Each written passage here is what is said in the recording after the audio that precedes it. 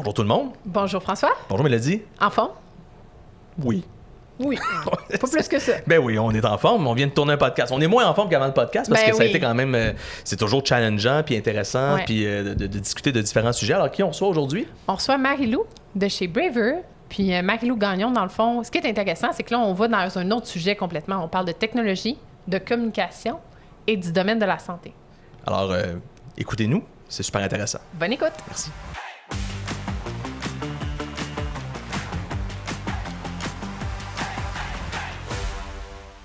Le pouls de la physio est une présentation de Medexa, Physiotech, service d'électrothérapie et médical-tronique. Bonne écoute! Salut François. Hey, salut Mélodie. Salut Marie-Lou. Allô? Allô, allô? Donc, pour tout le monde à la maison, aujourd'hui, on a la chance d'avoir Marie-Lou Gagnon de Braver. Donc, pour ceux qui ne connaissent pas Braver, c'est une plateforme, une app, en fait, un outil de communication qui favorise la collaboration interprofessionnelle. Eh oui, exactement. Avant qu'on avance un peu trop, je vais juste présenter un petit peu Marie-Lou à l'équipe de physio et de tes fils. Donc, tu as commencé comme physio, tu as allé rapidement au MBA par la suite, puis finalement, tu as eu une passion pour l'entrepreneuriat, ou d'où est né Braver. Puis, parle-nous donc un petit peu de ton cheminement, ton parcours, qu'est-ce que tu as aimé, pas aimé, peu importe. Ben, OK, je vais me lancer. En fait, j'ai commencé à travailler... J'ai travaillé en clinique privée pendant quelques années dans la région de Québec. J'ai fini ma maîtrise en 2012. Puis j'ai commencé en parallèle un MBA, en fait, là, comme beaucoup de gens. Je me suis dit, hey, je vais faire un MBA, ça va faire évoluer ma pratique, mais je sais pas qu'est-ce que je vais faire avec ça, mais en tout cas, je vais faire un MBA. Fait que j'ai commencé à ça à temps partiel. Puis, j'avais des insatisfactions, moi, dans ma pratique, comme plusieurs, probablement. Comme quoi? Tell me more. Nomme-les. Sans nommer de nom. Là. Je pense que je suis une personne qui aime beaucoup travailler en équipe.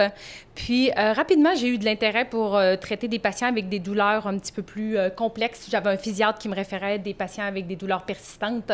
Puis, évidemment, devant ces patients-là, je me demandais tout le temps comment moi, Marie-Lou, tout seul, en tant que physio, je peux réellement aider ces patients-là en les voyant une demi-heure ou 2 semaines.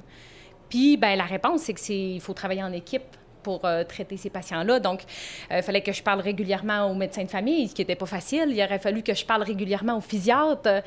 Pourquoi pas l'orienter vers un psychologue, un kinésiologue, tu sais. Puis, je me frappais toujours en la même réalité, qui est que, c'est pas facile de travailler en équipe dans le réseau de la santé parce qu'on travaille tous dans des milieux différents, avec des outils différents. On n'a pas le temps de collaborer. On peut rassurer les patients en leur disant que c'est autant difficile pour les professionnels de se parler entre eux que pour les patients de parler des fois à des professionnels. Là. Oui, exactement, tu sais. Fait qu'au final, je pouvais pas vraiment offrir la prise en charge que j'aurais aimé à mes patients. Fait que je pense que ça venait vraiment me rendre insatisfaite.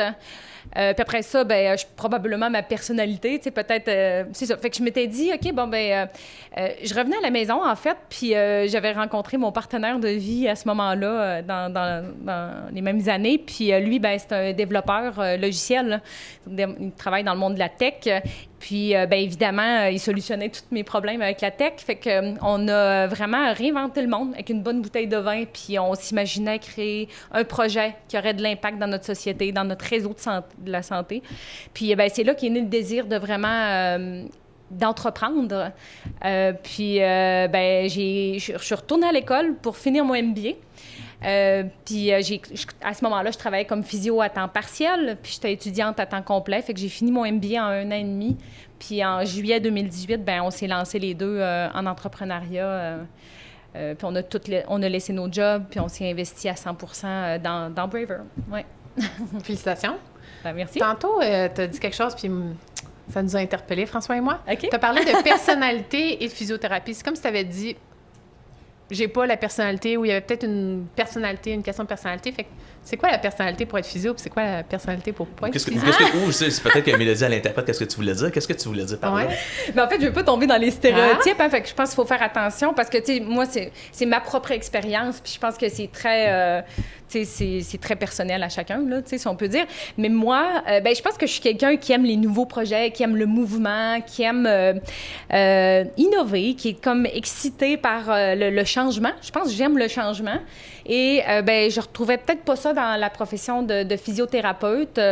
Je trouvais qu'il y avait une certaine redondance. Puis, tu sais, alors que d'autres personnes vont trouver que c'est un métier qui bouge vraiment, parce que au final, tu vois toujours des nouvelles personnes. Avec des personnalités différentes. Avec des personnalités différentes, mais c'est juste que moi, ça venait pas chercher le désir de mouvement que j'avais besoin, tu sais. Mais tu nommes quelque chose, je pense, qui est présent dans notre milieu, puis que t'es pas la seule, tu sais. Donc, effectivement, je pense que, évidemment, l'expérience de tout le monde n'est pas identique, mais je pense que c'est quand même une réalité. Et parfois, c'est une réalité dans la perception, pas toujours, parce que dans le fond, on voit que, dans le fond, tu fais de la physio autrement. Oui. Un peu comme Élodie, aussi, tu sais. Donc, puis on est plusieurs, là, à vouloir faire les choses autrement, qu'on garde un pied dans la pratique ou pas. Donc, je pense que c'est stimulant qu'il y ait des physios qui fassent d'autres projets aussi, là. Non, clairement. Puis ici, il reste que le podcast est là pour choquer un petit peu, là. Donc, tu sais, personne à la maison, c'est sûr que quand on parle, tu sais, oui, il va falloir dire des choses qui sont plus dichotomiques. Donc, ça ne fitait pas avec ma personnalité parce que, pour donner un exemple, ça demandait de mouvement puis tout ça, alors que d'autres personnes pourraient le comprendre. Mais ce qu'il faut comprendre là-dedans, c'est l'expérience que tu as eue dans ton environnement de manière plus spécifique répondait pas à ton désir. Peut-être que tu aurais eu un autre environnement de pratique, tu serais peut-être pas allé vers l'entrepreneuriat, ou peut-être que tu avais une personnalité, un goût de créer qui répondait pas nécessairement, là. Exactement. Puis tu sais, je pense qu'au final aussi, je suis quelqu'un de très idéaliste qui acceptait pas le statu quo.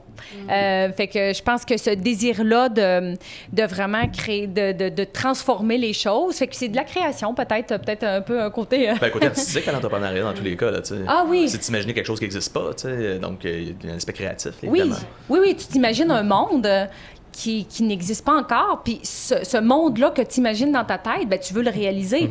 Puis c'est exactement ça qui te fait te lever à tous les matins, tu sais, de dire... Il y a une composante, j'appellerais ça viscérale, là, faute de pas trouver un meilleur mot, là, mais puis on l'entend dans plein de conférences d'entrepreneurs, c'est le fait que ta nouvelle idée, ton opinion ou ce que tu veux faire de changer le monde, ben tu te lèves le matin avec ça, puis tu traînes ça toute ta journée, puis si tu l'accomplis pas, ça affecte quasiment ton niveau de bonheur, là, tu sais, c'est à la limite particulier, là, comme façon de penser. Puis je pense que c'est ça qui fait qu'une personne va être artistique, créatrice dans son environnement de travail, exemple la physiothérapie, ou va se lancer en affaires puis va se jeter dans le vide. Il y a peut-être aussi une recherche d'adrénaline ou quelque chose comme ça? Ou pas?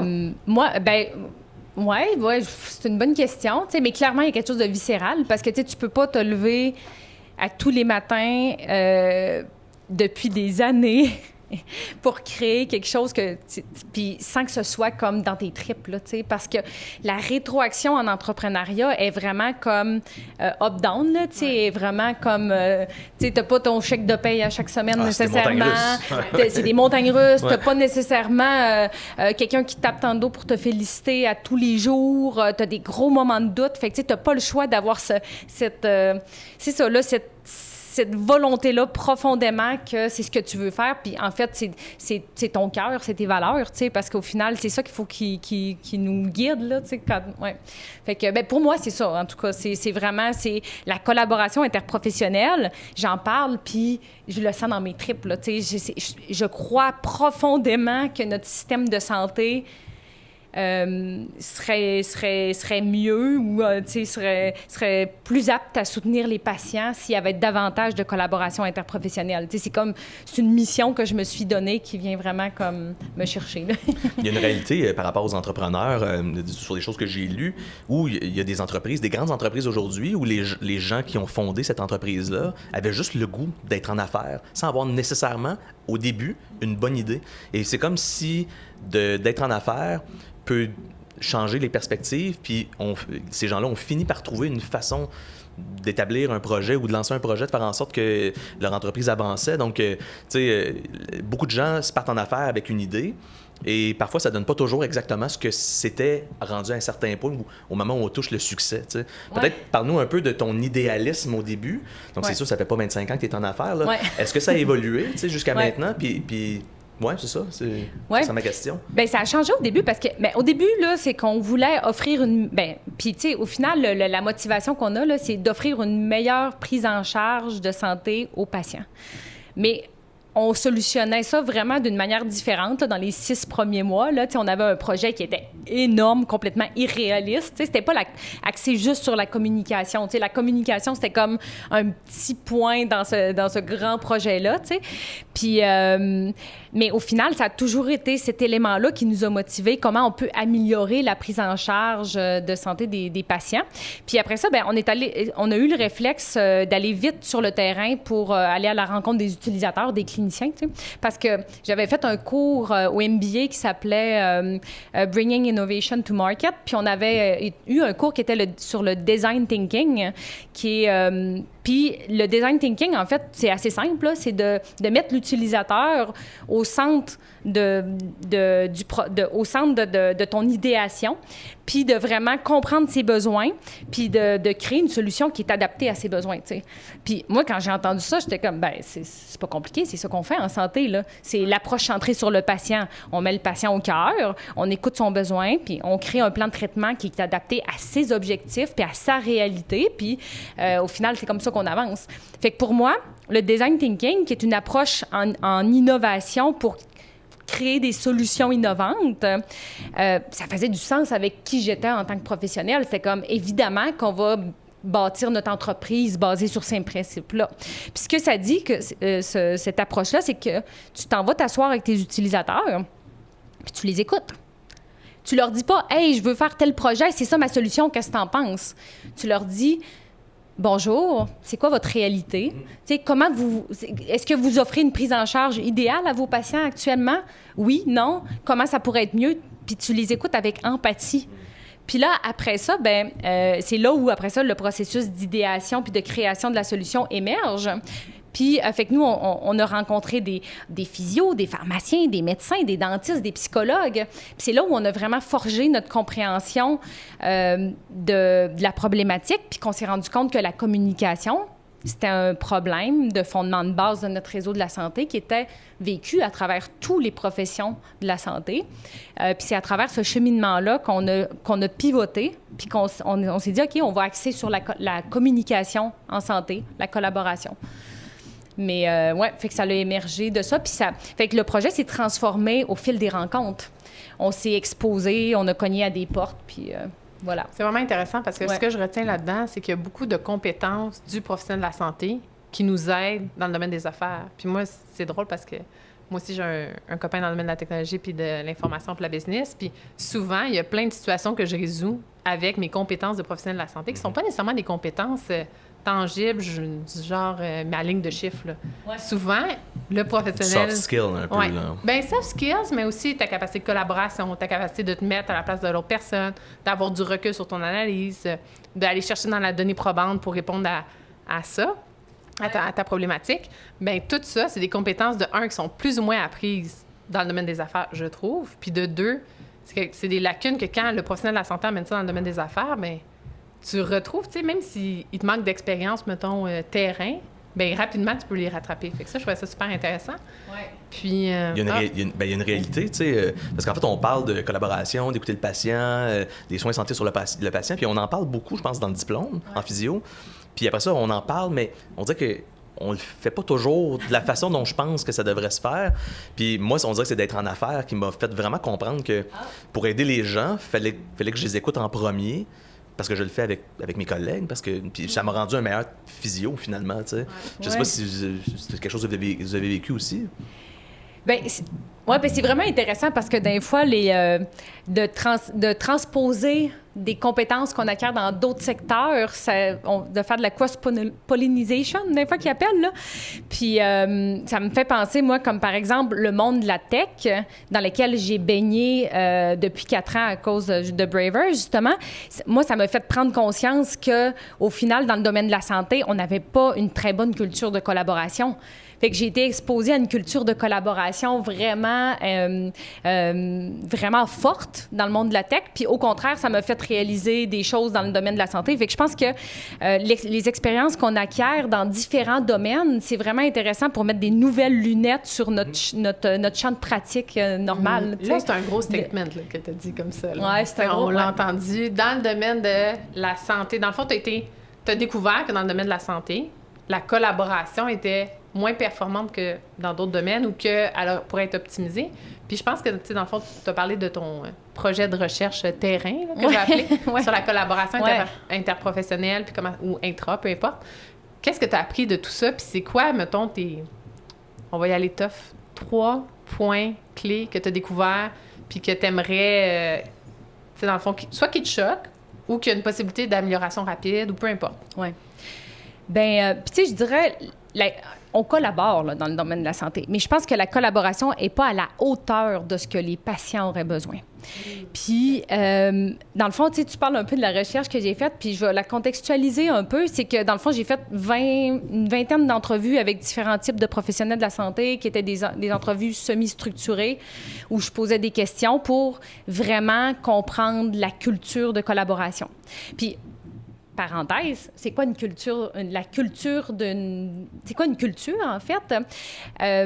Il y a des outils qui existent pour évaluer les cultures d'une organisation, puis on appelle ça l'iceberg de la culture. Puis, vous savez, un iceberg, c'est comme il y a une petite pointe qui sort de l'eau, puis il y a un énorme morceau qui est en dessous de l'eau.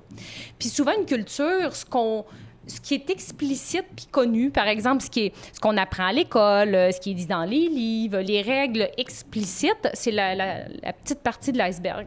Puis tout ce qui est en dessous de l'eau, la grosse partie de l'iceberg, c'est les non-dits, les ressentis, ce qui se passe un peu sur le terrain, puis les normes implicites. La perception, parfois. La perception. Ouais. Fait que mes entrevues, ça a été fait pour aller comprendre ça, là, ces non-dits-là. Là. Fait que là, les questions que je posais aux professionnels, c'était raconte-moi une histoire de collaboration qui a bien été. Raconte-moi une histoire de collaboration qui n'a pas bien été. Toi, c'est quoi? Est-ce que tu penses que ta profession a une bonne culture de collaboration? Fait que je suis allée creuser pour comprendre des histoires, des non-dits, etc. Puis, ben là, une des premières choses que j'ai notées, c'est qu'il y a beaucoup de pensées de, par exemple, les professionnels sentent qu'ils ne sont pas reconnus par les autres professionnels. Beaucoup de sentiments d'injustice, de sentiments d'être jugés, que notre profession est moins bonne. Fait qu'il y a quand même des ressentis. Chez d'autres professionnels que juste la physio? C'est assez commun. Ah oui, c'est assez facile. À toutes les hiérarchies, si on dit qu'il y a une hiérarchie dans le domaine de la santé encore, j'ai l'impression que, mettons... Tu parles des médecins puis les autres? Mettons qu'on dit... Ça, ou une hiérarchie dans le terme de poste? Mettons qu'on dit que, mettons, le médecin est justement le plus haut de la hiérarchie. Est-ce que même les médecins avaient cette sensation d'injustice ou moins? C'est vécu... Puis là, tu sais, je veux dire, j'ai pas fait de doctorat, j'ai pas fait de post-doctorat. Là, fait que, dans le fond, c'est clinique, de ton expérience. De ce que j'ai noté sur le terrain. C'est sûr que tous les professionnels... autres que médecins, ils se sentent inférieurs aux médecins. Okay. Puis moi, ça m'a surpris parce que maintenant, j'avais pas l'impression que les pharmaciens avaient ce sentiment-là, parce que souvent, les pharmaciens collaborent beaucoup avec les médecins, tu sais. Ouais. Mais oui, je pense qu'il y a un certain... ça s'entrecoupe avec toutes les autres professions autres que médecins. Mais, fait que c'est tous ces ressentis-là, ça vient nuire à l'établissement d'une relation de confiance qui est nécessaire à établir une bonne collaboration interprofessionnelle. Fait que c'est sûr que... Fait que je pense qu'il y a des éléments d'une culture qui m'ont démontré que la collaboration n'est pas à la hauteur. Puis, après ça, bien, dans le domaine de la santé, une des particularités, c'est que notre patient, il navigue à travers des services cliniques qui... ça veut dire qu'il navigue à travers des professionnels de la santé qui ne se connaissent pas. Fait que nos collègues, en tant que professionnels de la santé, sont souvent des gens qu'on ne connaît pas ou qui ne travaillent pas dans la même organisation que nous. Fait que ça, c'est un autre élément que j'ai noté dans mes recherches aussi, c'est que, dans le fond, on est le système de santé est composé d'un écosystème. C'est un écosystème. Tu sais, des fois, on a tendance à voir nos collègues comme vraiment juste dans notre clinique, mais je pense que c'est vraiment important qu'on ouvre nos horizons puis qu'on voit vraiment nos collègues comme les gens qui font partie du réseau de la santé. En tout cas, fait que ça, c'est un autre élément aussi que j'ai noté qui est important. Puis, qu'est-ce qu'après ça, tu me posais la question? Le dernier élément. Trois éléments. C'est toujours le troisième qui est le plus punché. C'est pour ça que j'en demande trois. C'est comme quand, dans les entrevues, on dit « Dis-moi ta pire qualité ou ton pire défaut ou ta meilleure qualité. » Ils vont toujours dire « perfectionniste » puis ta meilleure qualité, je travaille trop, mettons. C'est ça. Mais quand tu es rendu au troisième, là, c'est là que tu sors la vérité. On t'a forcé à sortir quelque chose que tu n'as pas dit d'habitude. C'est ça. Mais ben, je pense qu'on n'apprend pas à avoir d'empathie envers nos collègues. On apprend à avoir de l'empathie envers... Je savais que ça allait être bon. On apprend à avoir de l'empathie envers nos patients. Puis c'est plus facile d'avoir de l'empathie envers nos patients parce qu'il est face à nous, il est en position de vulnérabilité, on ne se sent pas menacé en tant que professionnel de la santé. Donc, ça vient de la proximité. Donc, qui rejoint un petit peu le point que tu as parlé juste avant. Ça prend, oui, exactement. Ça prend de la proximité. Fait que c'est normal qu'on n'ait pas d'empathie envers nos autres collègues de travail. Puis, après ça, ça nous fait poser la question, mais qu'est-ce qu'on peut faire pour développer une meilleure relation puis améliorer notre collaboration avec les autres professionnels qui nous entourent, tu sais? Puis, il n'y a pas de solution miracle. Ça prend des points de contact plus fréquents. Puis il faut réaliser qu'il y a un être humain en arrière de la personne à qui on parle. Puis il faut provoquer les occasions où on va se présenter. Il faut développer un lien de confiance, tu sais. Fait que... Des fois, ces personnes-là, on leur parle à travers notre patient, tu sais. Oui, même... on écrit une lettre, donne ça à ton médecin. Tu lui diras ça, tu sais. Ouais. Là, je veux pas te couper sur ton idée, mais tu sais, ça laisse place à beaucoup d'interprétations. Oui. Dans le fond, ce qui est écrit, c'est une chose, mais tout ce qui est pas écrit, là, tu parlais du non-dit, puis la perception, puis ça a été dit comme ça, qu'est-ce qu'il veut dire par là? Il n'y a pas raison, il y a la raison. Donc, comment est-ce que c'est perçu, ça, puis à quel point c'est important pour cette collaboration-là? Exact. Oui, puis après ça, se donner la peine d'essayer de comprendre la réalité des autres professionnels, tu sais. Moi, comme beaucoup de physiothérapeutes, probablement, des fois, j'avais l'impression que les médecins ne voulaient pas collaborer avec moi parce qu'ils ne retournaient pas les réponses à mes lettres. Mais quand j'ai commencé à rencontrer des dizaines et des dizaines de médecins, puis j'ai réalisé la charge mentale qu'il y avait, puis la responsabilité qu'il y avait sur leurs épaules, puis je me suis mis à mieux comprendre leur réalité, non, il y a bien des fois où je n'étais pas la priorité dans leur journée, puis c'est correct. Il ne faut pas le prendre personnel, mais il faut se donner la peine de comprendre cette réalité-là. Puis après ça, nous, en tant que professionnels, il faut sensibiliser les autres à notre réalité aussi, tu sais.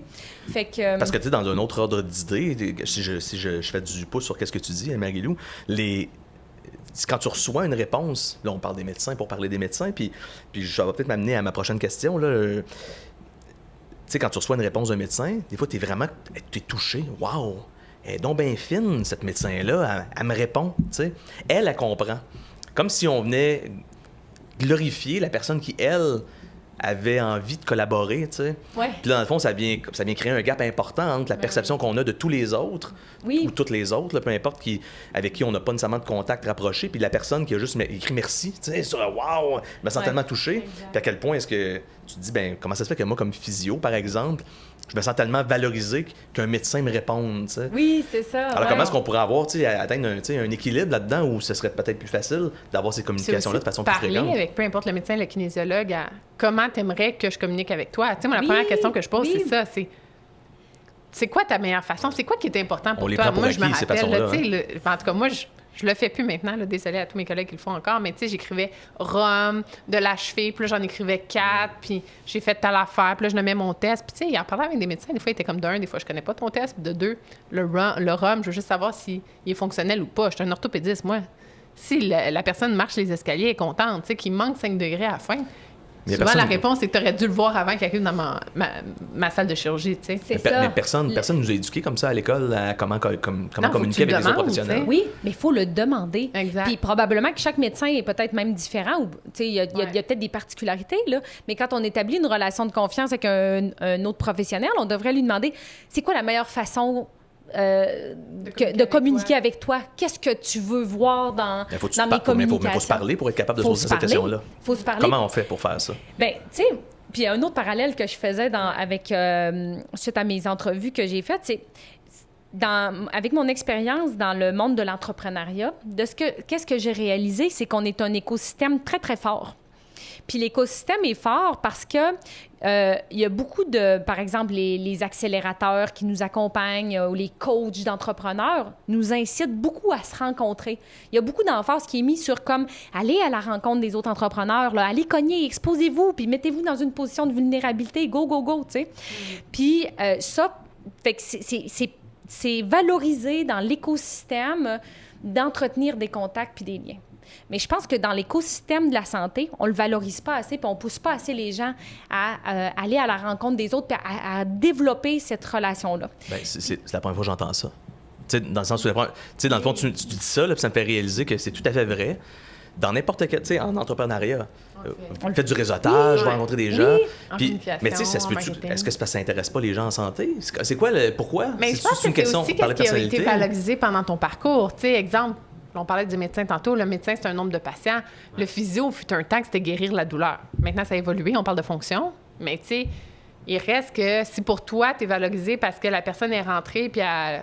Ben là, on est sur un podcast, là, j'avais bougé mon épaule, mais tu sais, que la personne avait, mettons, un 20 degrés de range of motion à l'épaule, puis finalement, là, elle est rendue à 90, puis là, tu sors de ton bureau, puis là, t'es bien fier.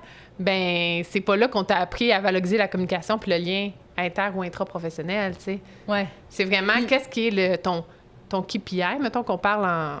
De physio, mettons, là.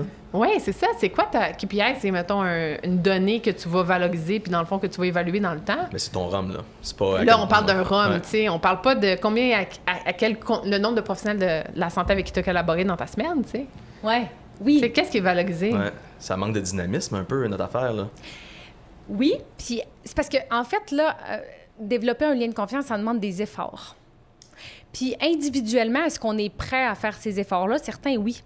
Mais c'est sûr que si l'écosystème t'encourage à le faire, puis là, quand je parle d'écosystème, c'est qui l'écosystème de la santé? C'est les propriétaires de cliniques, c'est les associations professionnelles, c'est le ministère de la Santé, c'est le communauté. Tu sais, fait que c'est des leaders qui nous disent qu'il faut le faire. Fait que c'est tout le monde ensemble. Il faut valoriser cet effort-là parce qu'ultimement, il y a un effort à faire. Mais habituellement, les gens font quelque chose parce qu'ils ont quelque chose à gagner de ça. T'sais, ça se peut-tu que c'est comme si on n'a pas assez à gagner? J'utilise la troisième personne, là. Ouais. On jase. Est-ce que ça se peut que les gens en santé aient moins la perception qu'ils ont quelque chose à gagner? Oui. Ben, si ça t'amène quelque chose, tu as plus tendance à le faire. Une notion de solitude en entrepreneuriat. Je pense qu'on parle souvent de l'entrepreneur qui se sent seul, peut-être ce désir-là de se comparer, de réseauter, de trouver des pairs qui sont similaires, mais c'est aussi peut-être, encore là, peut-être le physio ou peu importe le professionnel de la santé ou le TFIS, peut-être qu'il se sent seul dans sa profession puis qu'il collabore pas assez, mais que personne n'y a dit « Hey, tu te sens seul, tu te sens différent, parle à d'autres collègues. » Ça prend des moyens. Puis là, peut-être que ça serait pourquoi... je sais que c'est un sujet qui t'intéresse, mais pourquoi les gens quitteraient la profession à un certain moment? Peut-être qu'ils n'ont pas assez communiqué. Oui, c'est une bonne hypothèse. La communication, répondre à ses besoins, la perception qu'on peut pas avancer, la perception que se passer en mouvement, le terme que tu as utilisé tantôt. Effectivement. Puis tu sais, je veux dire...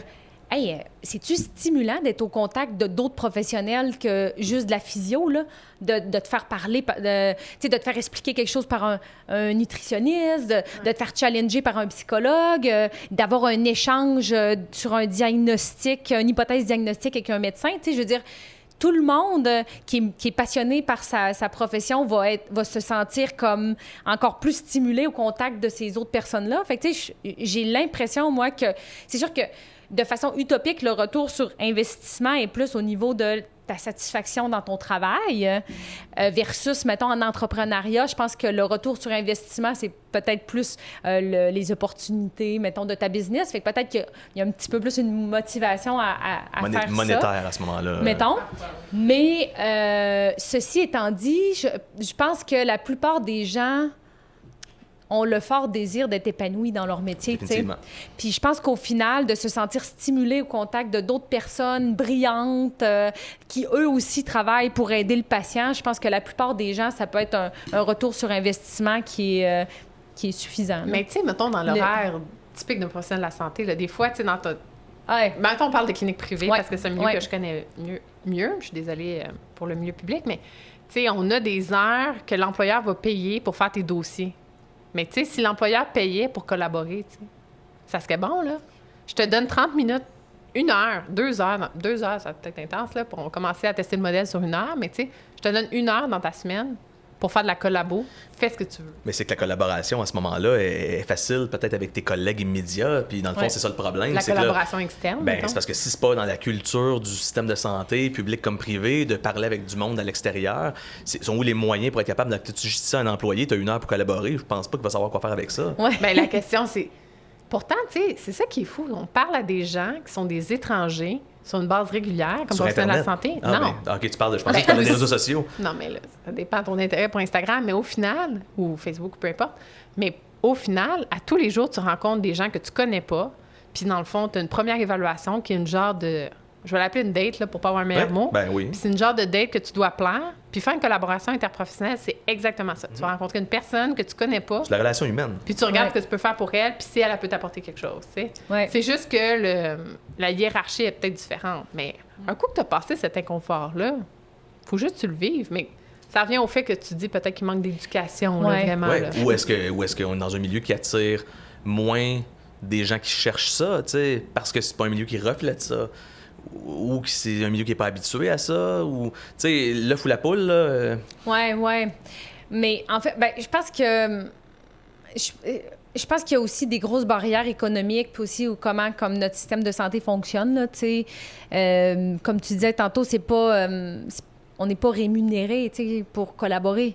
Le médecin, il y a des actes de communication rémunérés, mais il y en a... c'est très peu.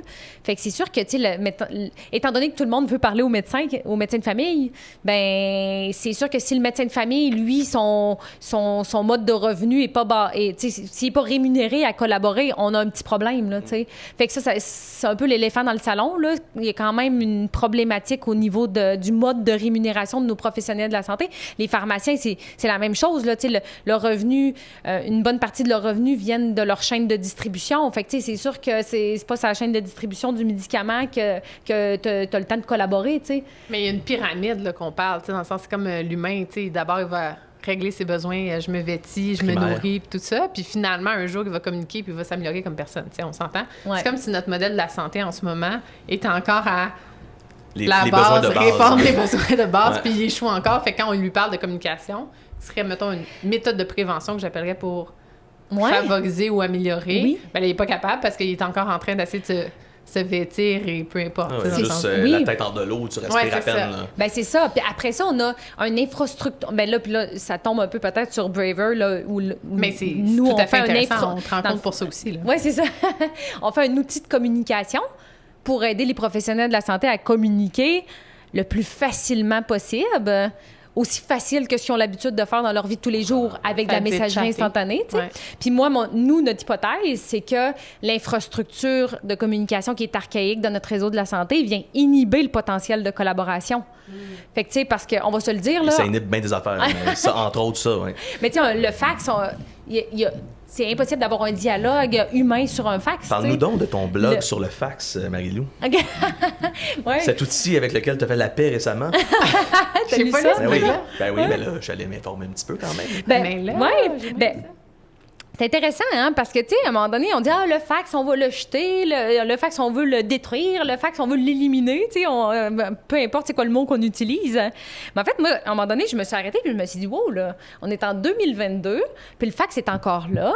C'est peut-être parce qu'il y a quelque chose à nous apprendre. » Il est encore là dans le système public. Il est vraiment résilient. Puis, tu sais, toutes les cliniques privées utilisent généralement le fax encore beaucoup parce qu'ils dealent avec des organismes publics, des cliniques publiques, des hôpitaux, donc...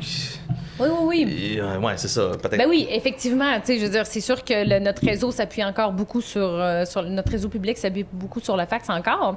Mais il reste qu'il est résilient, là, dans le sens. Qui ça? Le fax, lui? Il est résilient. Oui, le fax, c'est résilient. Ben, d'après moi, le fax lui-même n'en revient pas qu'il est encore là. Il est comme, ouais, c'est ça. Oh, ben, non, c'est... J'ai dépassé ma date de péremption, je suis pas encore là. Non, Asbin, il est encore d'actualité. Ouais, il est dans le puis tout le monde est parti. Ouais, c'est ça. Non, c'est ça. Fait que moi, je me suis dit, crème, au final, je devrais avoir du respect pour le fax, puis commencer à l'observer, puis à apprendre de lui, tu sais. Qu'est-ce qu'il offre, tu sais, c'est ça? Ben, en fait, le fax... C'est la première chose. Le fax? Il est accessible. Ouais. Le fax, c'est un réseau. Puis, il n'y a aucun outil de communication qui va réussir à remplacer le fax sans bâtir ce réseau-là. Puis, qu'est-ce que je veux dire par réseau? C'est que tu t'en vas sur Google, puis tu cliques, tu cherches n'importe quelle clinique médicale, bien, tu vas trouver le numéro de fax, puis tu vas pouvoir entrer en communication avec le médecin. Pas directement, là, mais tu vas pouvoir quand même envoyer... Tu trouves pas une adresse courriel facilement? Ben non. Pourtant... Pourtant, mais c'est pas assez sécurisé, les courriels. Pourtant, mais le fax qui rentre chez nous, Ouais, n'est pas arrivé de le lire, là, tu sais. Oui, c'est ça. Il est considéré comme... Ouais, peut-être, en tout cas, tu La pourrais peut-être transmission est sécuritaire, Ouais. mais après ça, comme l'erreur Après. humaine, ouais, c'est Parce ça. que tu peux Après, pas hacker ça, un fax, personne n'est capable de faire ça, c'est trop C'est ancien. pour ça qu'il est résilient. Exactement. Mais c'est Oui, ça. c'est- Bon, la sécurité, en tout cas, peut-être tu pourrais m'en parler. ouais. Mais bon, Je c'est suis pas souvent, l'expert. c'est souvent une excuse, on dirait, là, pour pas passer à une nouvelle Ouais. technologie, tu sais. Ouais.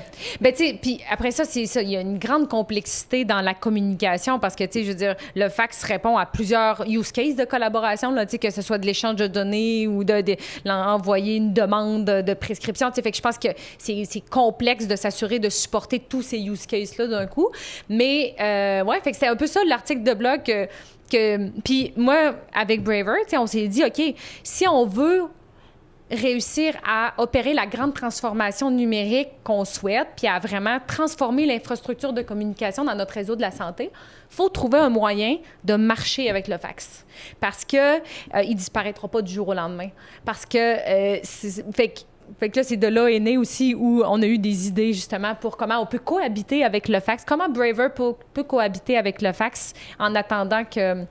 remplacer. de le remplacer. Puis là, j'aime parce pas... que, tu sais, parce que je t'écoute parler, Marie-Lou, puis je me dis, c'est une bonne réflexion sur comment est-ce qu'on peut...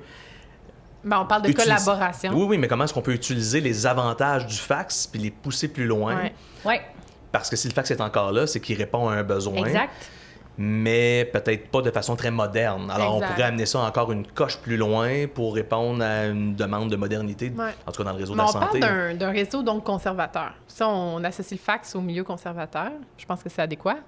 Tu sais, comment tu te sens, toi, comme professionnel de la santé, dans le domaine de la technologie, entrepreneur dans le domaine de la santé, de la communication, de la technologie, à vivre puis à avoir à collaborer avec un milieu 100% conservateur, finalement, parce qu'on dirait que la physiothérapie est conservatrice. Bien, la physiothérapie, disons, le domaine de la santé, parce que je pense que... Ben, plus qu'en technologie, évidemment. Oui, exact. Ouais.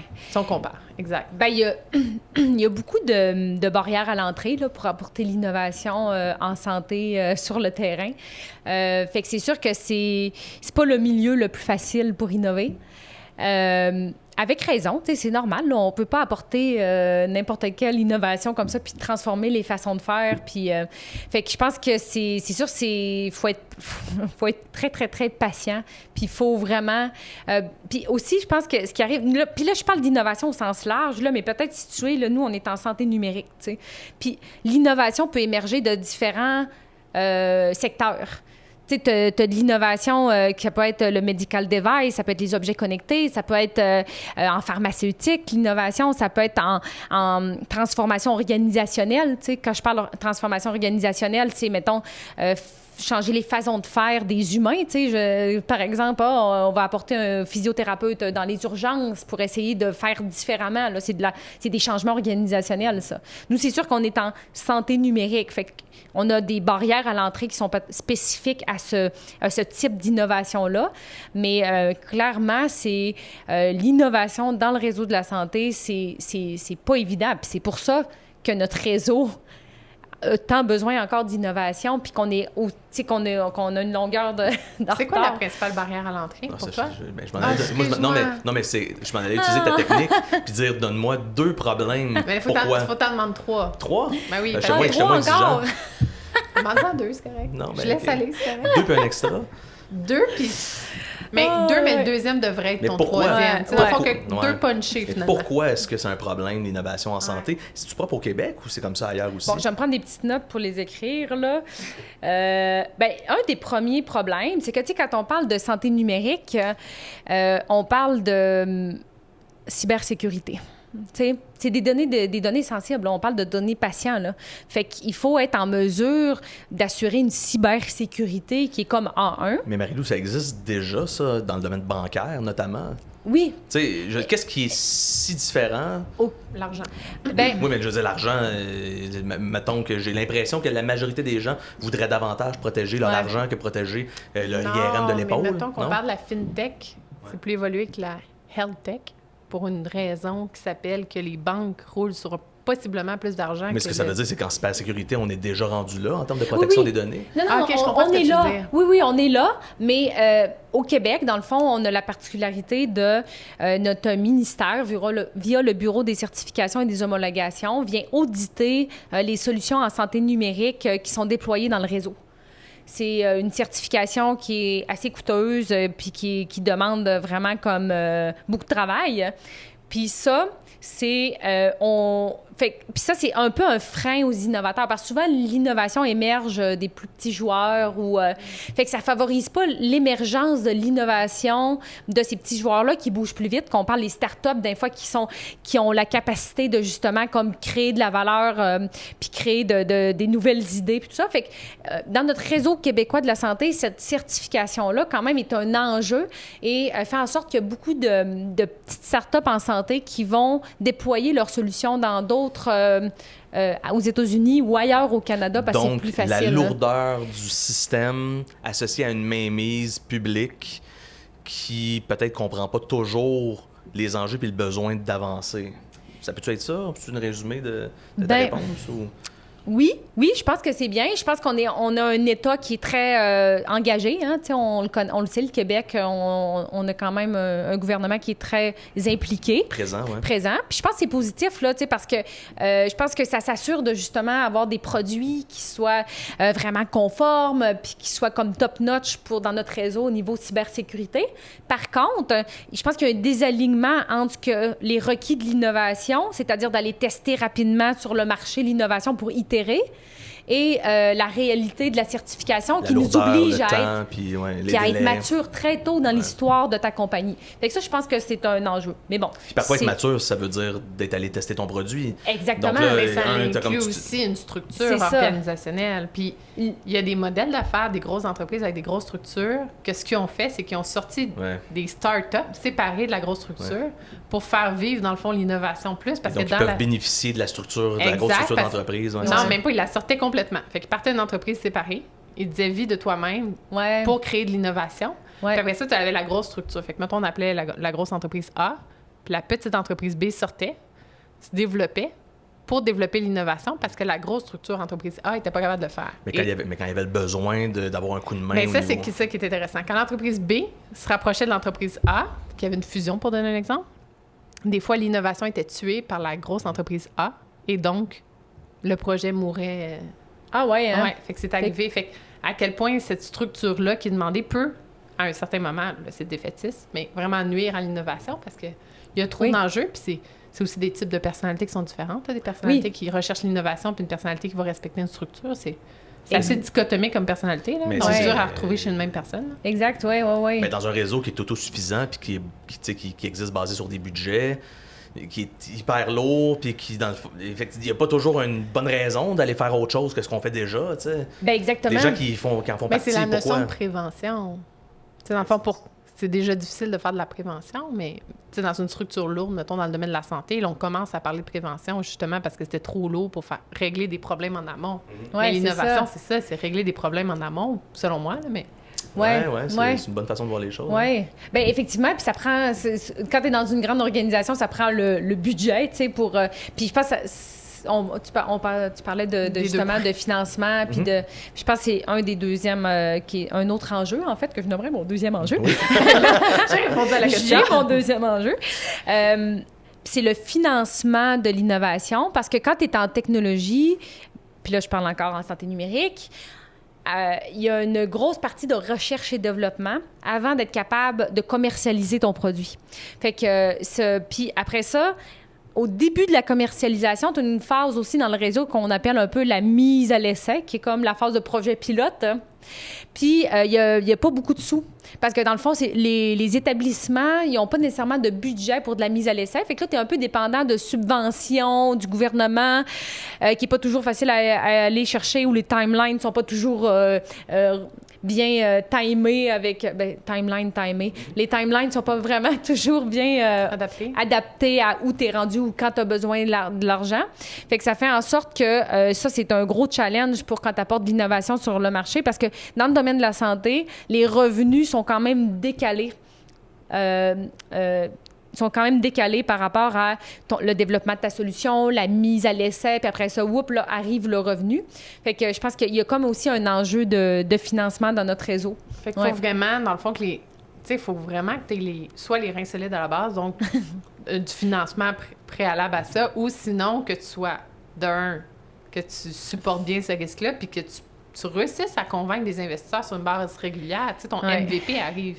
Ouais. Tu sais, ton premier produit arrive vraiment tard, finalement. Exactement, oui. Oui, puis quand si t'as les reins trop solides, tu fais pas d'innovation parce que t'es à qu'on l'aise a dans parlé, quelque chose. c'est la grosse entreprise A, donc... Ouais. Oui, puis après ça, les rondes de financement, là, tu sais, qui sont beaucoup dans le monde de la tech. Là. Dans le monde de la tech, c'est très commun là, de comme aller faire un précis, puis après ça, une ronde d'amorçage, puis après ça, un série A. C'est ça comme ça qu'on appelle, où on convainc des investisseurs privés d'investir dans notre business. Mais ça, c'est pas gratuit, là. On donne des parts de notre entreprise contre cet argent-là. Fait que là, le risque après ça, c'est de perdre la mainmise de ton entreprise parce que tu peux devenir minoritaire dans ta propre entreprise puis perdre le contrôle. Puis, en tout cas, fait que, ouais, ça, c'est un autre, c'est un autre enjeu. C'est une réalité du monde de la tech parce que, vous le savez tous, là, la pénurie de main-d'œuvre est un peu partout, puis beaucoup dans le monde de la tech.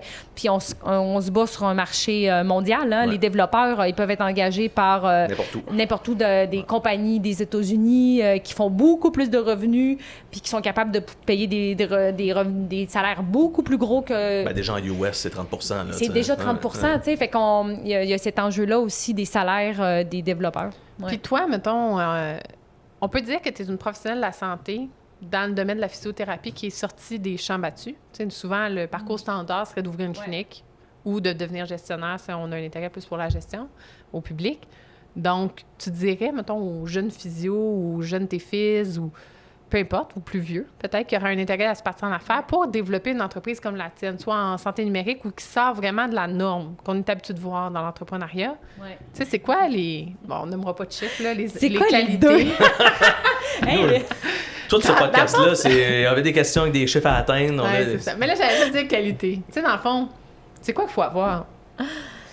C'est quoi qu'il faut avoir, les qualités ou qu'est-ce qu'il faut faire ou Peu importe. Question ouverte, 5 points, 5 questions. C'est quoi l'histoire? C'est quoi l'histoire? Boboy. Tu sais, il n'y a pas juste un chemin, hein.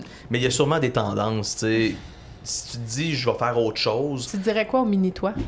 Est-ce que je t'ai coupé, François? Non, c'est quoi ça, le mini-soi? Le mini-soi, c'est genre... C'est quoi mettons, notre enfant intérieur? Ouais, non, mais mettons, Marie-Lou, il y a 5 ans. Oui, là, c'est une question différente, je trouve. Okay. C'est une bonne question aussi, mais... mais non, mais mettons, si tu parles à quelqu'un qui a une envie de... Parce que l'entrepreneuriat, c'est inventer quelque chose qui n'existe pas, souvent, tu sais. Oui. L'entrepreneuriat, selon sa définition, c'est de t'incorporer. Ouais, c'est pas vraiment... c'est moins sexy, là, tout d'un coup, hein? Ouais. Oui, mais en tout cas... Mais, tu sais... c'est quelqu'un parce que dans le fond, ta première question, c'est quelqu'un qui veut sortir des sentiers battus. Fait que, tu sais, si tu te dis, voici le modèle standard qui existe dans mon domaine, mais dans le fond, moi, j'ai le goût de faire de mon domaine quelque chose d'autre, tu sais. Ouais. Moi, peut-être parle de ça, mettons, Marie-Lou. C'est vraiment une bonne question, là vous me... plein d'affaires, là. On dirait que ça va vrai ou faux? Non, mais en fait, je pense que faut vraiment, vraiment, vraiment avoir une forte motivation intrinsèque, là, puis être animé, puis on en parlait tantôt, là, avant le début, là, de croire en sa mission, d'être aligné sur ses valeurs, parce que c'est tellement difficile. Tu sais, il y a tellement de up, il y a tellement de down qu'il faut vraiment que tu crois en ce que tu fais. Fait que ça, c'est une des premières choses. Fait qu'il faut que tu sois drivé par les bonnes affaires, tu sais. Puis après ça, je pense que c'est d'aller challenger ces idées-là. Faut pas rester tout seul dans son sol et avoir l'impression qu'on a la meilleure idée. Puis faut collaborer. On s'est tellement challengé, nous, dans nos débuts, là, où on allait cogner à plein de portes, là, puis 2 petits coins avec juste une idée, là, puis avec nos sacs à dos, puis on monte à Montréal, puis là, hey, regardez ce qu'on veut faire. Puis là, le monde nous détruisait des fois notre idée, puis t'es comme, t'as-tu pensé à ça? Puis on était comme... ils comprennent rien, eux autres, mais au final, tu sais, genre, c'était vraiment des bons conseils qu'ils nous donnaient, mais il faut vraiment pas avoir peur de se faire challenger puis d'exposer ses idées. On se fera pas voler notre idée, tu sais. Je veux dire, il y a personne qui est là à chercher des idées puis à voler les idées des autres, là. Fait qu'il faut vraiment... Il y a plein de monde qui ont des bonnes idées, mais il y a pas beaucoup de monde qui les font. Exactement, il y a une notion d'exécution. Après ça, c'est d'agir, de s'entourer de bonnes personnes, aller voir du monde qui sont passés par là, aller cogner à des portes pour voir rencontrer des entrepreneurs qui sont passés par là, puis comprendre, c'est quoi le chemin qu'ils ont fait. Fait que ça, je pense que c'est important. Puis, je pense que ça prend comme on disait, je pense que d'être un peu rêveur, je pense qu'il faut vraiment comme croire fort en ce qu'on fait.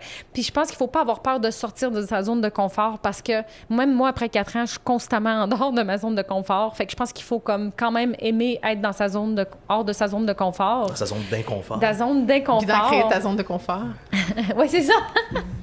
Des fois, c'est juste de se dire, là, fait que je vais retourner dedans un petit peu. OK, on sort de là. Ouais. Mais c'est d'habituer à ça. Puis c'est de faire, je pense qu'en fait, puis tu me diras, parce qu'on vit un petit peu des fois peut-être des réalités similaires, tu sais, d'accepter que c'est correct. Donc, de ne pas combattre cet inconfort-là. C'est de dire, c'est une réalité, puis je pense que je suis capable de vivre avec mieux si j'accepte que c'est là. Oui, exact. Oui, non, clairement. C'est une question de perception beaucoup, tu sais. Mais c'est pas toujours naturel. Mais non, c'est pour ça que ça s'apprend, ça. Ça s'apprend. Plus que je pense qu'il y a une personnalité aussi. Définitivement. Mais c'est pas juste inné, tu sais. Non, c'est ça. C'est beaucoup acquis, là. C'est quelque chose qu'on peut... C'est comme le leadership, là. C'est quelque chose qui peut se développer. Clairement. Parce que des fois, on a l'impression que les entrepreneurs, là, tu sais... il est né pour ça, là. Napoléon, là, il est né de même, tu sais. Non, exactement. Puis, tu sais, je veux dire, je pense qu'il y a plusieurs modèles d'entrepreneurs, tu sais, puis probablement que moi, tu sais, j'ai un peu le syndrome de l'imposteur parce que je m'identifie pas nécessairement au modèle classique, tu sais. Puis au final, faut que je me le répète souvent de comme, non, Marie-Lou, tu sais, t'es une entrepreneur parce que, regarde où t'es rendu. Fait que je pense qu'il faut aussi... tu sais, des fois, dans le domaine de la santé, peut-être qu'on se voit pas toujours comme des entrepreneurs, mettons, ou en tout cas, je sais pas. Mais c'est qu'on a une identité qui est forte, qui je trouve comme... puis je suis très fière, puis je veux la garder, cette identité-là. Mais exemple, comme physiothérapeute ou tes fils, l'identité, tu sais, je t'en l'avais déjà dit, tu sais, tu vas toujours rester physio toute ta vie, tu sais, ça part pas. Tu sais, tu nais physio, tu finis physio. Tu n'es pas physio, là, il y a comme une maîtrise, puis une couple de parcours, mais un coup que t'es physio, tu vas... Ça sort pas, ça. Là. Tu deviens plus physio. Tu vas garder physio. Tu vas rester dans cette identité-là, puis tu vas vivre une nouvelle identité. Puis tu vas accepter que ces deux entités-là vont collaborer ensemble. Puis je pense que c'est là, dans le fond, dans ce choix dichotomique-là, de dire « je suis une entrepreneur » ou « je suis une physio ». Finalement, peut-être que tu n'aurais pas à faire ce fameux deuil-là de ta profession, puis dire « moi, je suis fière d'être physio. Je vais toujours être physio. » Mais la physio a besoin de ça. Exact. Mais plus qu'ailleurs, je ne sais pas, parce que le cerveau je suis pas aime ailleurs, ce qui est dichotomique. C'est-tu blanc ou noir? C'est-tu vrai ou faux? Le bien ou le mal. Je pense je pense qu'il faut accepter ce spectre-là de dire, tu sais quoi, je suis physiothérapeute, puis je vais emmener la physiothérapie dans le milieu de l'entrepreneuriat, puis je vais le faire vivre. Exact. Oui, c'est ça. Mais tu sais, je vais te rassurer, Marie-Lou, le syndrome de l'imposteur, d'après moi, beaucoup de gens le vivent dans tous les domaines. Oui, clairement. Moi, je le vis.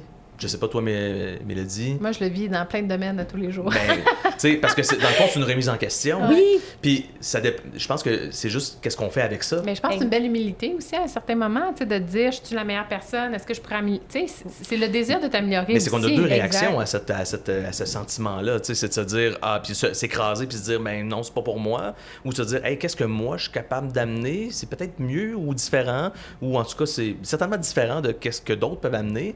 Puis là, tu te dis, coudonc. J'ai peut-être mon mot à dire. Ben oui, puis on est tous uniques. Fait que c'est correct de se sentir comme ça jusqu'à ce qu'on atteigne un autre niveau. Puis on se ressent comme ça encore. Puis bon exemple, c'est le vraiment... podcast. On en parlait tantôt. Tu me disais, t'aimes-tu ça, toi, les podcasts? J'étais là, ça, c'est un bon sentiment d'imposteur. Pour moi, mais peut-être moins pour d'autres personnes. C'est un trait de personnalité. Quand tu disais, c'est quoi les traits de personnalité qui... À partir du moment où tu t'exposes, puis là, tu te dis, je m'expose, puis finalement, c'était correct. Hey, je pense que j'ai fait quelque chose de pas pire. Mais là, ça vient te motiver puis te stimuler à te dire, je pourrais essayer des nouvelles affaires, comme l'entrepreneuriat notamment. T'sais. En fond, c'est la quantification du stress mécanique. C'est la même chose. Bonjour, Blaise. Psychologique. Copyright here, mais dans le domaine de l'entrepreneuriat. Oui, s'exposer progressivement à des nouveaux trucs, puis de se mettre à l'aise avec ces nouveaux trucs-là, puis de continuer à cheminer dans cette direction. Mais là, parlant de syndrome d'imposteur, il y a souvent des femmes en affaires qui vont vivre ça. Oui, tu sais, sûrement que tu l'as vécu. Je pense que, j'ai pas de statistiques, je m'excuse, mais je pense qu'il est plus vécu chez la femme en affaires parce que... Ou est-ce que les hommes en parlent moins? Peut-être que les hommes en parlent moins, mais il y a quand même le fait que... Cette réalité-là que l'homme doit être fort, puis rien dire, puis pas être d'émotion. 100%, ça, je suis d'accord. Mais je vais emmener Marie-Lou sur un autre sujet. Je vais pas briser ton idée, mais vas-y. Mais je suis 100% d'accord, puis je pense qu'on peut toujours se jouer l'avocat du diable, mais il reste que maintenant, il y a de plus en plus de CEO femmes, de présidentes d'entreprises femmes, mais fut un temps où, tu sais, moi, autour de moi, j'en connais pas de présidentes. Tu sais, quand j'avais 12 ans, j'en connais pas des présidentes d'entreprises qui étaient des femmes. Exact. Donc, naturellement, je pense qu'il y a plus de chances que tu l'aies, ce sentiment d'imposteur-là, parce que quand tu arrives dans une... Tu sais, quand tu vas arriver pour tes rentes de financement, mais il y a peut-être moins de femmes autour de la table, c'est quand même, là, tu sais, pour Clairement, donner un exemple. Je vous confirme que on a 11 investisseurs qui sont des hommes. Tu sais, fait puis ça, après ça, dans l'investissement particulièrement, il y a un biais parce que quand on va pitcher, tu sais, à des investisseurs, tu sais, t'as pas 24 heures, là, avec l'investisseur pour apprendre à te connaître. Fait que il s'est prouvé, semble-t-il, puis là, j'ai pas de statistiques non plus, là, mais que le langage qu'on utilise en tant que genre masculine ou féminine n'est pas nécessairement le même, tu sais, c'est un fait, puis qu'on se reconnaît plus rapidement. Exact. Fait que le lien de confiance est peut-être plus facile à créer entre hommes, entre femmes, tu sais, puis étant donné qu'il y a plus d'hommes investisseurs actuellement, il y a un biais défavorable dans l'investissement des entreprises qui sont menées par des femmes. Puis ça tend à changer, tu sais. Mais oui, clairement, tu sais, puis moi, particulièrement dans le monde de la tech, c'est un monde quand même d'hommes. Fait que rapidement, je me sentais pas à ma place. Je sais pas si je dirais ça de même, mais je sentais que je clashais. Ça se dit-tu clasher? Je sais pas, j'ai le droit de dire ce mot. Ouais. Tout est permis dans ce podcast-là. Je me sentais différente. Puis... Une différence majeure, là, si on parle de clash. Là, je me sentais différente. Suffisamment pour que tu le sentes puis que tu le perçoives de cette façon-là. Là. Oui, exactement. Puis, évidemment... Quand on se sent différent, on sent que c'est négatif. Mm-hmm. On se remet en question. On se remet en question. Mm-hmm. Alors qu'au final, ma différence est probablement positive. Là, dans un, tout à fait pertinent, d'amener des points de vue différents, des façons de voir l'entrepreneuriat différentes. On en parlait un petit peu pré-podcast. Exact. L'entrepreneuriat, on dit l'entrepreneuriat féminin, mais éventuellement, on va juste parler d'entrepreneuriat, qui va être fort probablement, j'espère, un jour non-genré. Exact. Puis, il va y avoir plusieurs styles d'entrepreneurs. Puis peut-être que les femmes vont emmener d'autres styles, d'autres outils, d'autres compétences que le modèle masculin plus genré. C'est ça qui est un vestige un peu de nos années patriarcales des 80 dernières années, mettons. Mad Men, un peu, là. Ouais.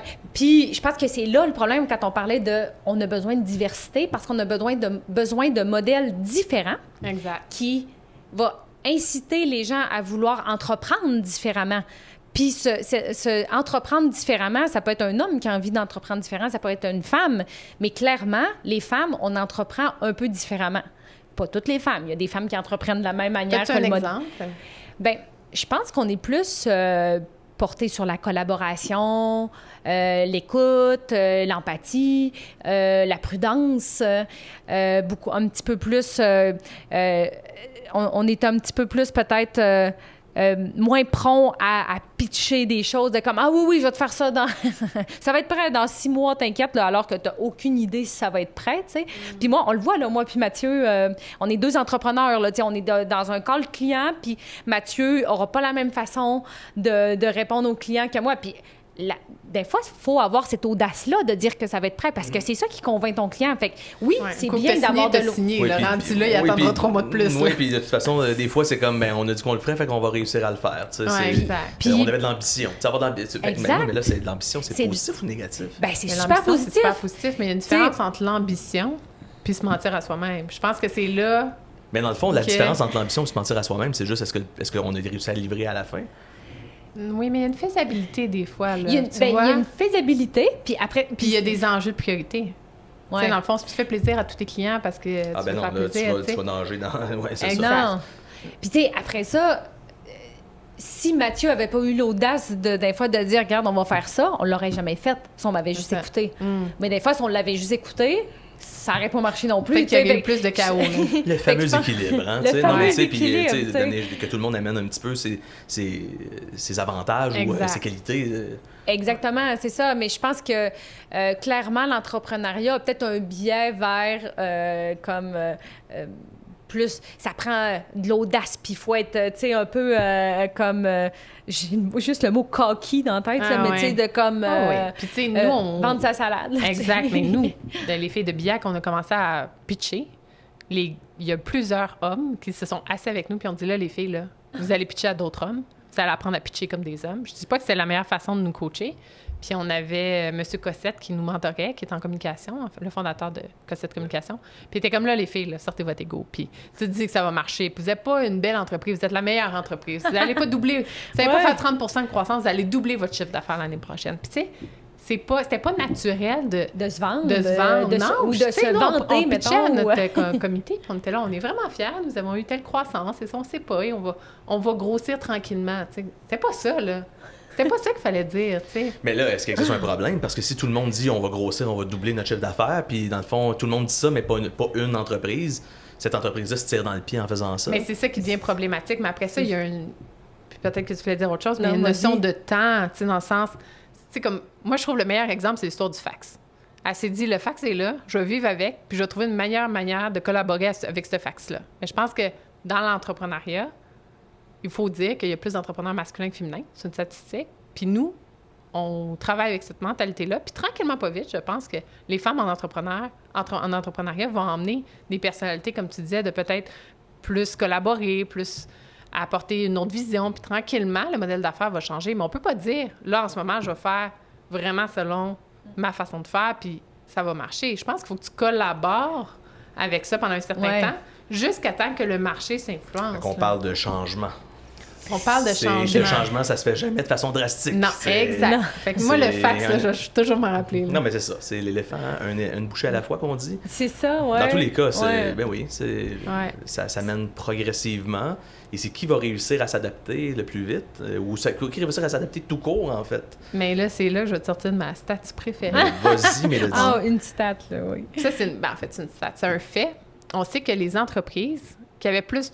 On parle d'entreprises qui avaient plus de femmes dans le domaine de la gestion, mais je pense que j'aime mieux d'utiliser le mot diversité parce que quand je lisais les études, on parlait plus de diversité culturelle, de diversité au niveau des orientations sexuelles, peu importe. C'est pas nécessairement féminin ou masculin, là. Ben, tu sais, c'est qu'il y a plus de statistiques, sur les femmes versus les hommes que d'apporter une minorité culturelle sur ton board, là. Tu sais, il faut que les statistiques puis la recherche évoluent. Fait que je pense qu'en ce moment, on parle encore de hommes versus femmes, malheureusement. Ou heureusement qu'au moins on en parle. Mais ce qui a été démontré, c'est que ta diversité emmène cette intelligence collective-là. Puis cette intelligence collective-là va emmener, il parlait aussi d'un climat plus de collaboration, va emmener justement une meilleure performance de l'entreprise. Puis pas non seulement sur des données qui sont, je veux dire, peut-être moins intéressantes pour des entreprises. On parlait vraiment de données financières, d'EBITDA, de survivre à la COVID, pour donner un exemple, parce que c'est des stats qui ont été faits pendant la COVID. Donc... C'est la collaboration, c'est l'intelligence collective. Vraiment, vraiment, vraiment. Puis tu sais, même la transformation numérique de notre système de santé, là, qu'on parle, là, on en entend parler dans les journaux, hein, tu sais, ça fait ministre. 15 ans? Oui, mais là, pour la première fois, il parle de portail, puis il l'utilise pas mal, là. Il y a comme un... Mais il y a un momentum, puis... c'est pas une seule entreprise qui va réussir cette transformation-là. C'est pas vrai qu'il y a une entreprise là, qui est capable de faire tout ce qu'on a besoin dans le réseau de la santé. Il va falloir que les entreprises collaborent, soient interopérables, que les solutions soient interopérables, qu'on s'entraide, gars, moi, je fais cette partie-là de la solution, toi, tu fais cette partie-là. Ben, regarde, travaillons ensemble, on va être complémentaires, puis on va amener une meilleure solution sur le terrain. Fait que la collaboration est aussi vraiment nécessaire dans l'entrepreneuriat pour apporter les grands changements qu'on veut puis la transformation qu'on a besoin dans notre système de santé. Fait que Mais c'est pas juste dans cette réalité-là, c'est qu'en fait, la collaboration ou l'ouverture ou le fait de donner des connaissances ou de partager des connaissances, on le voit même ailleurs. Là, en marketing, le modèle en ce moment, c'est je te donne un peu de mes connaissances puis tu me perçois comme un expert. Donc, alors que tu reviens il y a quelques années, les gens, puis même encore aujourd'hui, dépendamment des milieux, il y a beaucoup de gens qui vont garder leurs connaissances pour eux ou elles. Parce que ça serait dangereux que quelqu'un le sache, alors qu'en 2022, les données et la connaissance, c'est partout. Donc, c'est ça de protéger tes données, puis tu le dis à une personne, t'es trop tard, t'as une fuite, c'est parti. Versus ce qui se passait dans les années 90, mettons, là, où tu pouvais confier quelque chose à une personne, puis tu étais pas mal certain que ça se rendrait pas vraiment ailleurs, parce qu'il n'y avait pas de mode pour répandre cette nouvelle-là. Alors, c'est une réalité de 2022. Puis quand on parle de collaboration, puis d'ouverture, puis que tout le monde y participe, ben c'est parce que notre société ressemble à ça. Effectivement. Alors, dans le fond, si on veut que nos entreprises ressemblent à la société, on a besoin d'aller dans cette direction-là dans tous les cas. C'est ça, on est poussé vers ça aussi. Là. C'est ça que les gens demandent puis exigent. Là, les clients, les utilisateurs, les patients, je veux dire, comme tu dis, c'est drivé par un changement qui est beaucoup plus grand que juste l'entrepreneuriat ou juste la santé. Puis on l'a vu avec la COVID, avec comment les scientifiques ont collaboré tout le monde ensemble pour partager leurs résultats, puis à quel point ça a accéléré la compréhension de la pandémie. Puis tu sais, ça, c'est un excellent exemple. C'est un excellent exemple. Oui, parce que tu peux avoir une personne qui travaille toute seule dans son bureau à un moment donné, puis qui dit non, c'est moi qui vais le trouver, le vaccin.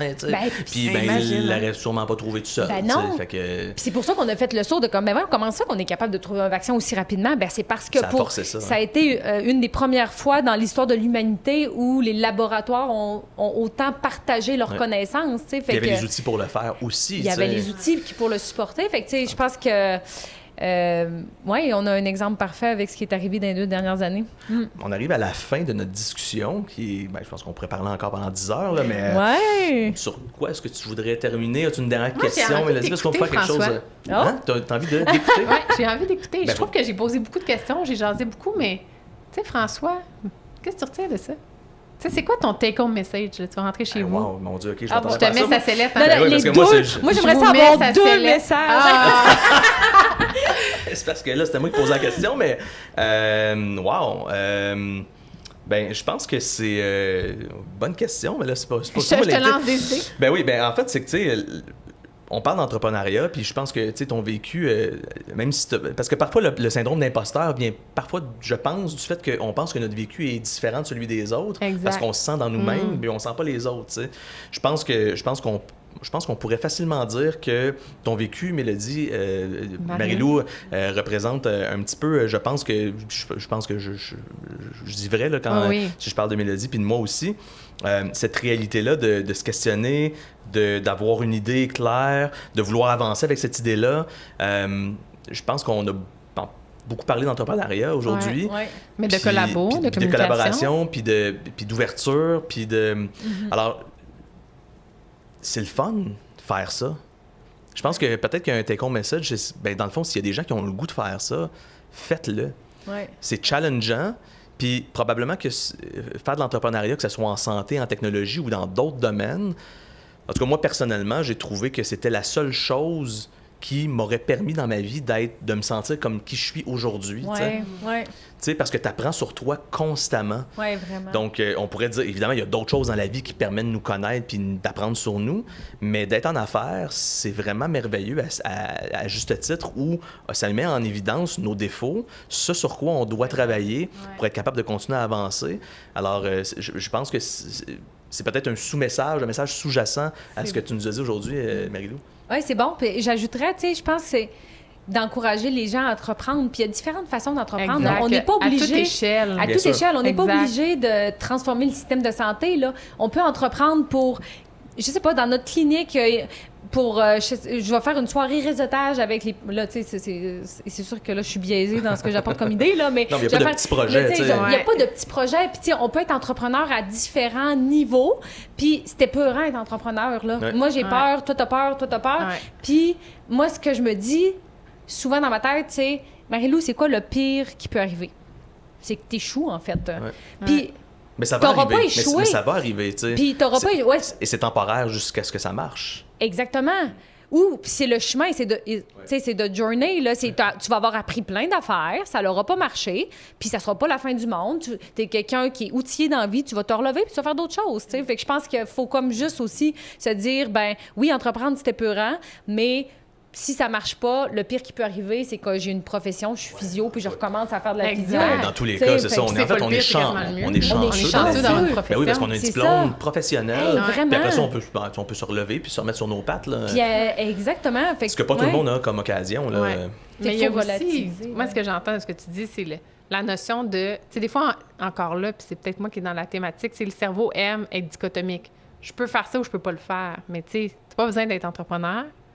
l'intrapreneuriat existe. Exact. Puis, tu sais, je pense que des fois, on parle de quitter la profession, des fois, puis je pense que c'est une thématique qui est importante pour François et moi parce qu'on le vit les deux, on veut l'avancement de notre profession, puis pour ça, il faut des TFIS, il faut des physios impliqués.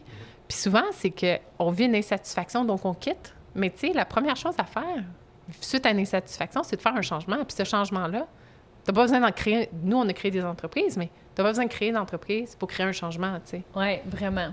Oui, oui. Hey, merci. C'était le fun. Hey, Marie-Lou, merci, c'était le fun. Mélodie, Plaisir. merci d'avoir échangé avec nous. Ouais, je pense que ça a donné quelque chose de bien intéressant comme Ben discussion. Vraiment, vraiment. Hâte d'avoir vos oui. feedbacks à la maison. Yes. Ben oui, c'est ça. Moi, je finis avec un mot de la fin. Marie-Lou, où est-ce qu'on retrouve Braver? Comment on communique avec toi?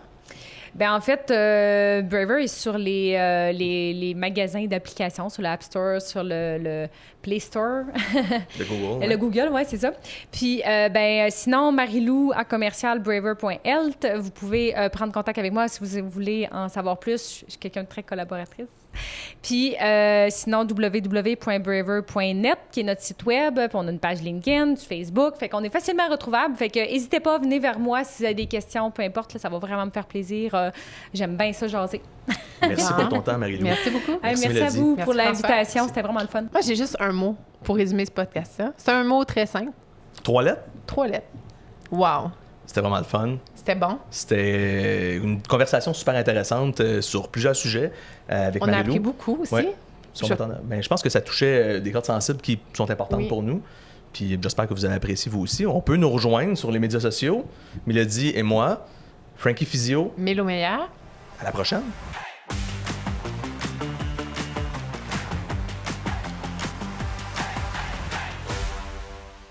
Le pouls de la physio est une présentation de Medexa, Physiotech, service d'électrothérapie et médical tronique.